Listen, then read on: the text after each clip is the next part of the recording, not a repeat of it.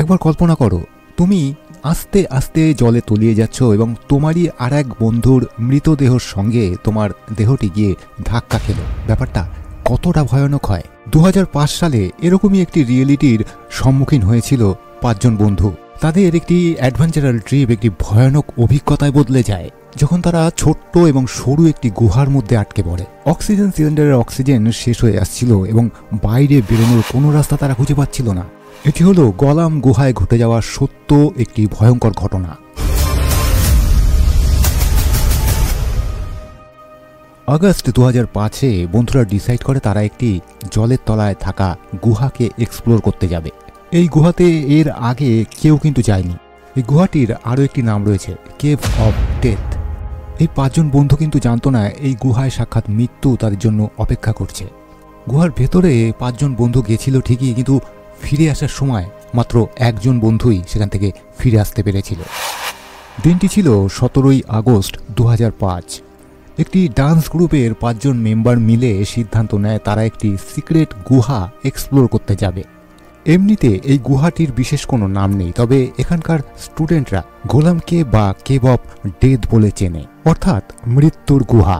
কিছু বছর আগে এই গুহাটিকে 2 জন ব্যক্তি খুঁজে বের করেছিলেন। গুহাটি যতটাই ভয়ঙ্কর ততটাই বিপজ্জনক।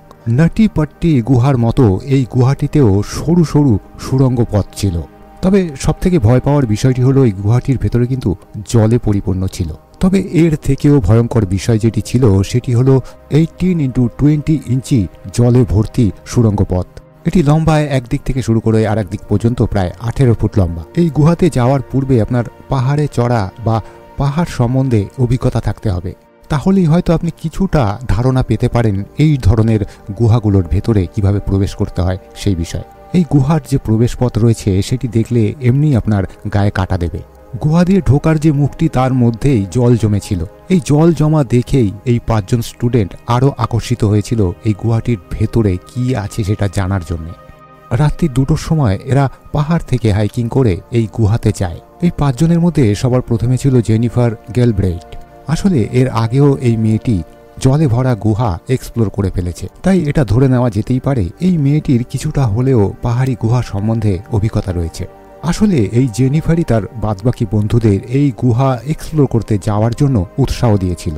বাদবাকি বন্ধুরা হলো Ariel singer, black Donald Scott, MC Donald এবং জোসেফ ফার্গুসন। জোসেফ সিদ্ধান্ত নেয় সে গুহার ভেতরে যাবে না, গুহার বাইরেই বাদবাকি বন্ধুদের জন্য অপেক্ষা করবে। তো এরপর সকলে গুহার কাছে পৌঁছে তারা সকাল হওয়ার জন্য অপেক্ষা করতে থাকে, যাতে সকালবেলায় কিছুটা হলেও অন্ধকার গুহার ভেতরে আলো পৌঁছতে পারে। ভোর 4টে বাজে। এই গুহার প্রবেশ পথ এতটাই সরু যে সেখানে মাত্র 1 জনই প্রবেশ করতে পারবে। তো সেই মতো জেনিফার প্রথম গুহার ভেতরে প্রবেশ করে। এরপর এক এক করে বাদ বাকিরাও ঢুকে পড়ে গুহার ভেতর। গুহার ভেতরে থাকা জল ছিল ভীষণই ঠান্ডা। জেনিফার রাস্তা চিনে চিনে সকলের আগে যাচ্ছিল, যাতে বাদবাকিরা জেনিফারের পেছন পেছন আসতে পারে। গুহার ভেতরের 15 ফুট রাস্তা পার করার জন্য একটি শক্ত দড়ি বেঁধে দেওয়া হয়েছিল, যাতে খুব সহজেই 18/20 গুহার এই সরু পথ পার করা যায়।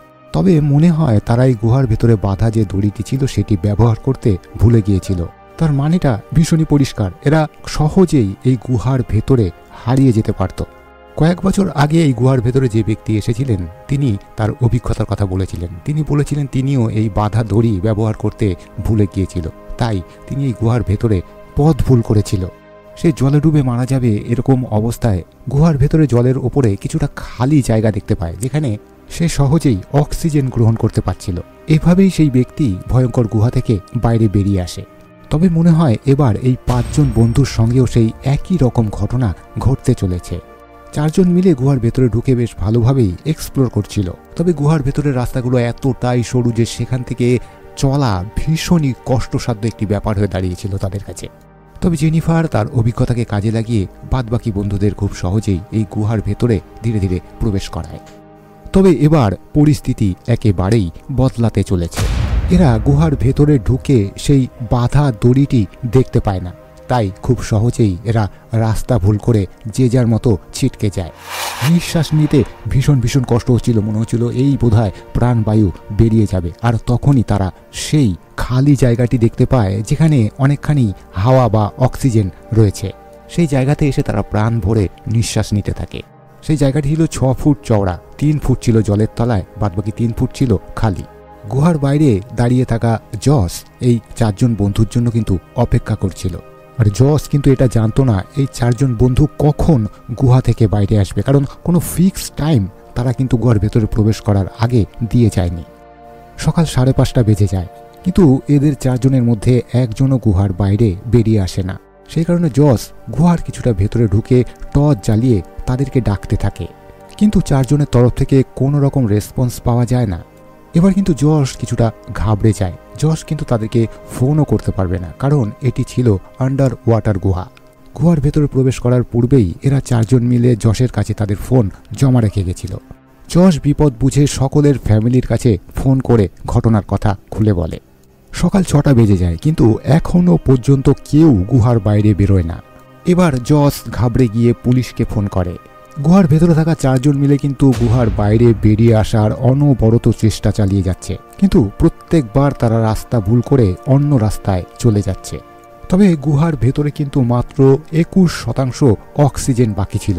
এটাই হয়ে দাঁড়িয়েছে তাদের মৃত্যুর কারণ। 79% নাইট্রোজেন ছিল। গুহাটি ছিল চুনা পাথর এবং মাটি দিয়ে তৈরি, সেই কারণে গুহার এই ভেতরে কার্বন ডাইঅক্সাইড তৈরি হচ্ছিল। যেই জায়গায় তারা এতক্ষণ ধরে দাঁড়িয়েছিল সেখানে কিন্তু এবার ধীরে ধীরে অক্সিজেন ফুরিয়ে আসছে এবং নিঃশ্বাস নিতে তাদের ভীষণ কষ্ট হচ্ছে। তাদের কাছে বুদ্ধিমানের কাজ এটাই হবে যত তাড়াতাড়ি সম্ভব এই গুহার বাইরে বেরিয়ে আসা। কিছুটা সময় আরও থাকলে এরা 4 জনই দম বন্ধ হয়ে সেখানেই মারা যাবে। কিন্তু তাদের কাছে এই মুহূর্তে সবথেকে মুশকিলের ব্যাপারটি হলো তারা এখন যেখানে দাঁড়িয়ে আছে সেখান থেকে বেরিয়ে আসতে হলে তাদের 18/20 এই সরু পথ অতিক্রম করেই বাইরে বেরিয়ে আসতে হবে। আর এই সরু রাস্তা দিয়ে মাত্র একজন করেই বেরোনো সম্ভব। সবার প্রথমে জেনিফার বেরিয়ে আসার চেষ্টা করে। তখনও পর্যন্ত মাত্র 10 থেকে 12% অক্সিজেন বাকি ছিল। মাত্র 1 মিনিট পর্যন্তই সে নিঃশ্বাস বন্ধ করে রাখতে পারবে। জেনিফার গুহা থেকে বাইরে বেরিয়ে আসার পথে সেই দড়িটি কিন্তু খুঁজে পায় না, যে দড়িটি ধরে সে খুব সহজেই গুহার বাইরে বেরিয়ে আসতে পারে। যখন সে দড়িটি খুঁজে পেল না, জেনিফার সেখানেই থেমে যায়। এর কিছুক্ষণের মধ্যেই জেনিফার জলের মধ্যে অজ্ঞান হয়ে যায়। বাদবাকিরা এটা ধারণা করে নিয়েছিল হয়তো জেনিফার গুহার বাইরে বেরিয়ে গেছে। এইবার 2য় জন এবং 3য় জন গুহার বাইরে বেরিয়ে আসার চেষ্টা করতে থাকে। এরা দুজনও কিন্তু অজ্ঞান হয়ে যায়। সে গুহার ভেতরে এখন মাত্র একজনই দাঁড়িয়ে রয়েছে। সেই 4র্থ জন সন্দেহ করতে থাকে হয়তো তার বাদবাকি 3 জন বন্ধুর সঙ্গে কোনো খারাপ কিছু ঘটেছে। তার মনে এক সন্দেহ ডানা বেঁধেছিল ঠিকই, কিন্তু তাদের সঙ্গে মানে বাদবাকি 3 জনের সঙ্গে আসলে কি ঘটেছে সেটা কিন্তু সে পরিষ্কার জানতো না। যত সময় গড়াচ্ছে গুহার ভেতরে অক্সিজেনের মাত্রাও কমে আসছে। এখন এই 4র্থ জনের সেখানে দাঁড়িয়ে না থেকে বাইরে বেরোনোর চেষ্টা করে দেখা উচিত। কিন্তু যখনই সে গুহার বাইরে বেরিয়ে আসার চেষ্টা করে, বাদবাকি 3 জনের মতোই পরিস্থিতি হয় তার। ইতিমধ্যে রেস্কিউ টিমও সেখানে পৌঁছে যায়। রেস্কিউ টিম সবার প্রথমে যে কাজটি করেছিল, তারা গুহার ভেতর থেকে জল বের করার জন্য পাম্প লাগিয়ে দেয়। রেস্কিউ টিমরা কিন্তু আগে থেকেই জানতো এই ধরনের গুহাগুলোতে অক্সিজেনের মাত্রা থাকে ভীষণ কম, তাই তারা গুহার ভেতরে পাইপের মাধ্যমে অক্সিজেন পাঠানোর চেষ্টা করতে থাকে।